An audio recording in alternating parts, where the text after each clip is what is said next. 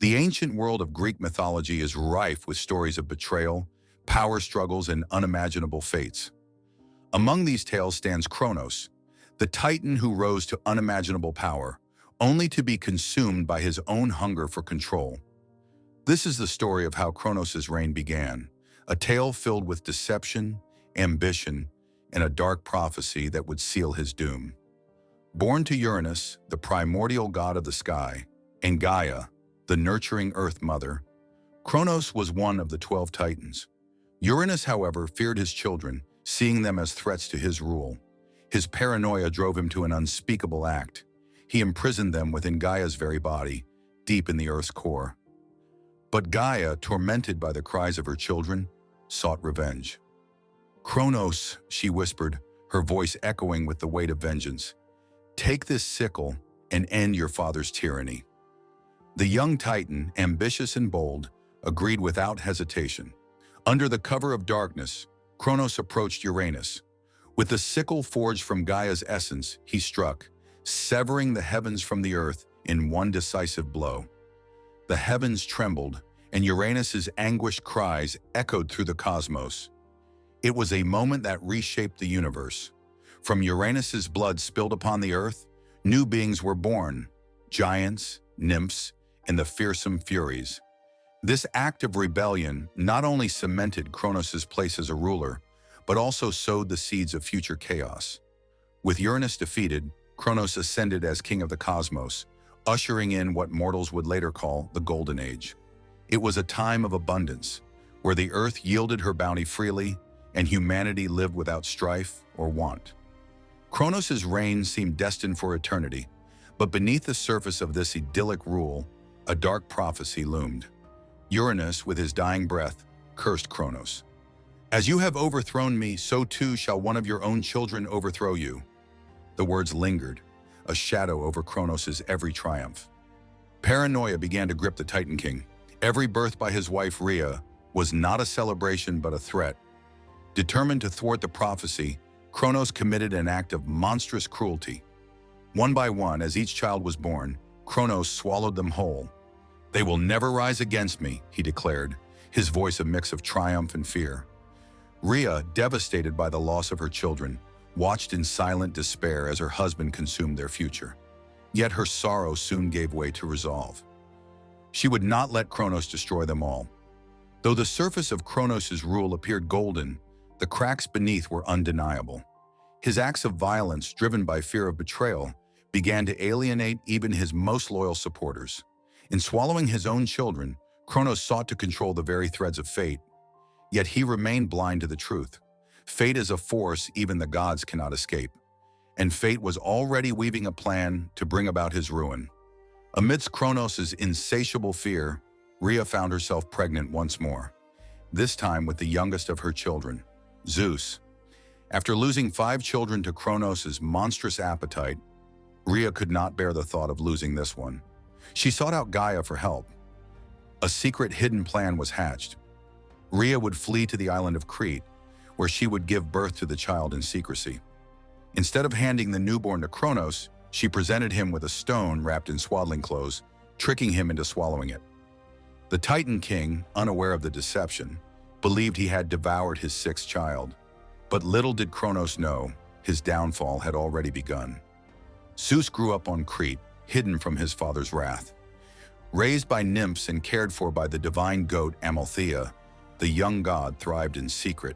The island of Crete became the cradle of the future king of the gods, and his power began to blossom. But Zeus's true purpose was not only to survive, it was to bring an end to his father's reign.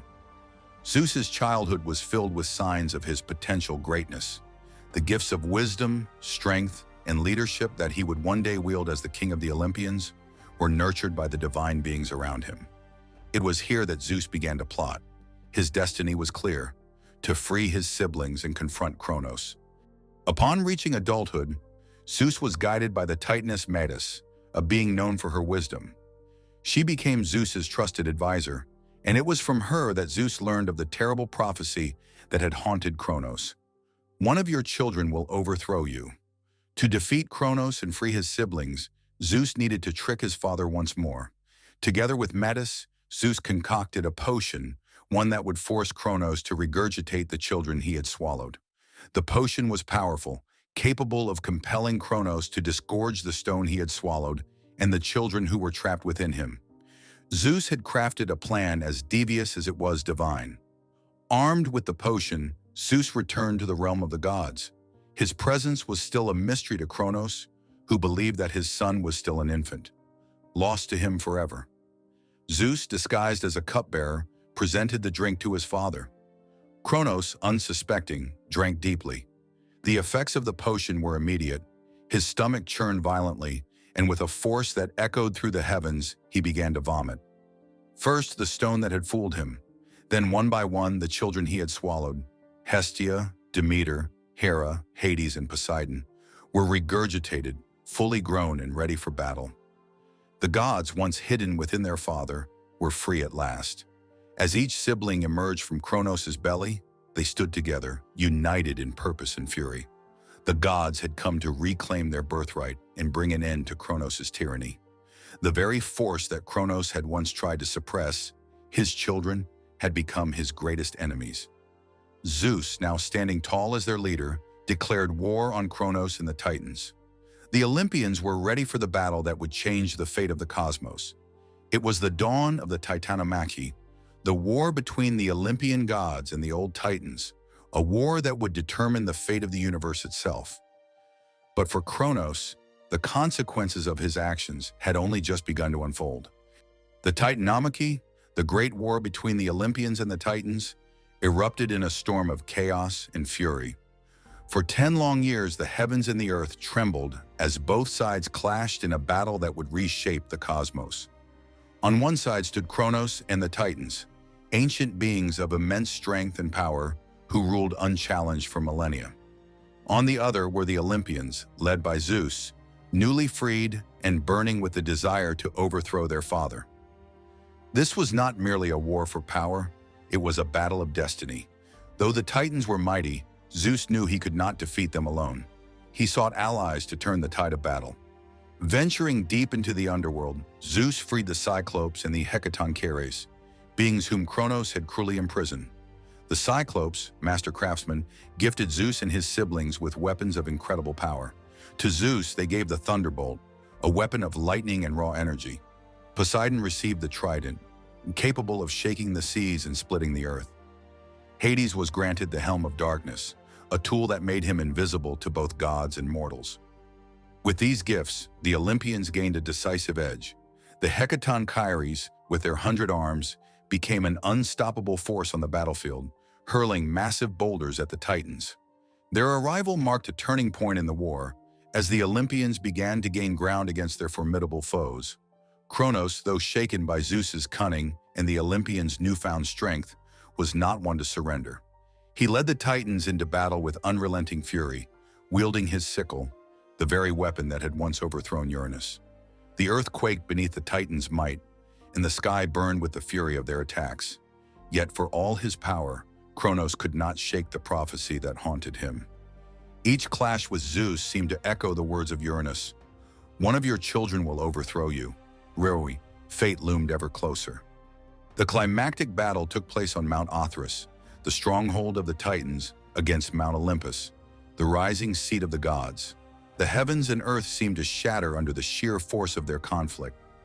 Zeus unleashed his thunderbolts with unmatched ferocity, lighting up the battlefield in blinding flashes. Poseidon's trident split the ground, creating chasms that swallowed Titan armies whole. Hades, cloaked in his helm of darkness, struck from the shadows, sowing confusion and fear among their enemies. Kronos fought with the desperation of a king clinging to his throne. His sickle swung with deadly precision, but the combined might of the Olympians was too great.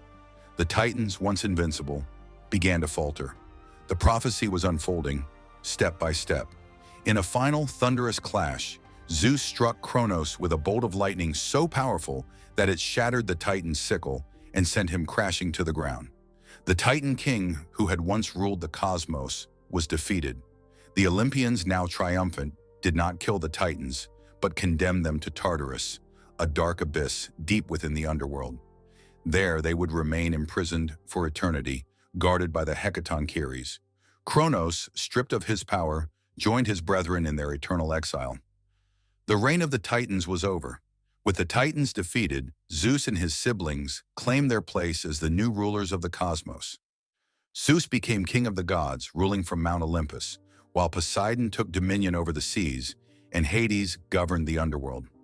The world entered a new age, one shaped by the Olympians and their legacy. But the haunting tale of Kronos serves as a reminder of the dangers of ambition and the inescapable pull of fate. As you sow, so shall you reap, the story seems to whisper. And thus ended the age of the Titans, giving way to the rule of the gods. With the Titans vanquished and imprisoned in Tartarus, the age of the Olympians began.